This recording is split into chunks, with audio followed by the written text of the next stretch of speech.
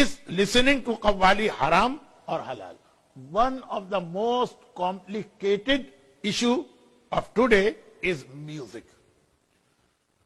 इसके अंदर इतने डिफरेंट फतवे भी हैं और उन फतवों को एक्सप्लेन करना भी मुश्किल है. इम्पॉसिबल तो नहीं है, लेकिन मुश्किल है. चुनाचे 30 मिनट या 25 मिनट खाली म्यूजिक को समझाने में लग जाते हैं.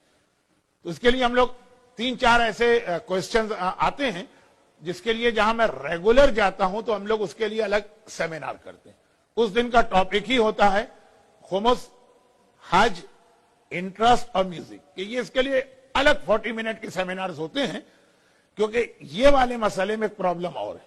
एक तो इसको डिटेल से समझाना, फिर उसके बाद हर इंडिविजुअल का एक अलग सवाल होगा म्यूजिक से रिलेटेड.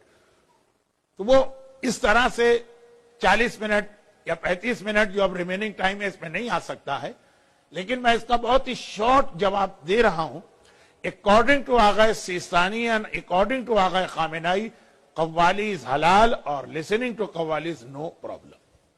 इसको वैसे मैं यूं बहुत डिटेल से समझाता हूं कि वाई, लेकिन इस वक्त टाइम नहीं. अगर म्यूजिक हराम है तो आजकल इस्लामिक फिल्मों में म्यूजिक क्यों इस्तेमाल हो रहा है? तो ये दो अलग अलग सवाल थे और लैंग्वेज भी अलग थी. एक इंग्लिश था और एक उर्दू थी. तो ये दो अलग लोगों के सवाल हैं, लेकिन गालिबन पहले रिप्लाई में दूसरे का जवाब आ गया. यहां पर एक छोटी सी बात, इसको मैं इशू नहीं बनाना चाहता, लेकिन एक छोटी सी बात आपको ये बता दूं कि इस्लाम में म्यूजिक तो हराम है ही नहीं. हराम है गैना और गैना को सपोर्ट करने वाले इंस्ट्रूमेंट. फर्क क्या है म्यूजिक में और गैना में? कि म्यूजिक हराम नहीं है. किसी भी हदीस में या किसी भी फतवे में म्यूजिक का लफ्ज आया ही नहीं होगा. गैना हराम है. गैना होती है ह्यूमन वॉइस, म्यूजिक होती है इंस्ट्रूमेंटल वॉइस. हमारे यहां जो आप तो मसलन फॉर एग्जांपल इंडियन फिल्मों के सॉन्ग्स हैं या ये माइकल जैक्सन टाइप के जो सिंगर्स हैं इनके सॉन्ग, इसके अंदर जो है असल जो चीज हराम है वो ह्यूमन वॉइस. ज्यादा इस्लाम ने उसको क्रिटिसाइज किया. और जो इंस्ट्रूमेंट की आवाज होती है वो ऐसा कोई रूल नहीं है कि ये सारे इंस्ट्रूमेंट की आवाज हराम. फिर उसमें इंस्ट्रूमेंट की दो कैटेगरीज की जाती. वो इंस्ट्रूमेंट जो सिर्फ ह्यूमन वॉइस को सपोर्ट करने के लिए बजाए जाते हैं वो हराम है. दूसरे म्यूजिकल इंस्ट्रूमेंट हलाल है.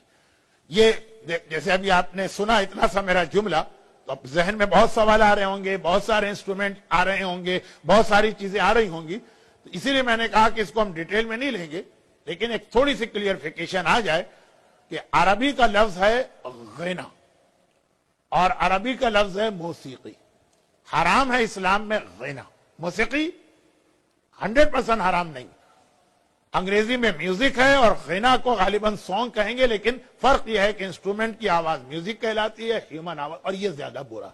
तो खैर उसको आप एक तरफ रख दीजिए. इस्लामिक फिल्मों में यानी हलाल पर्पस के लिए, अभी आपने सुना कि कौन सी म्यूजिक हराम है? जो गैना, हराम वाले गाने को सपोर्ट करती है. तो जो म्यूजिक हलाल पर्पस को सपोर्ट कर रही है, कव्वाली हो, नेशनल एंथम हो, बाज नोहे और मरसिये जैसे इन्होंने ईरानी फिल्मों की एग्जाम्पल दी.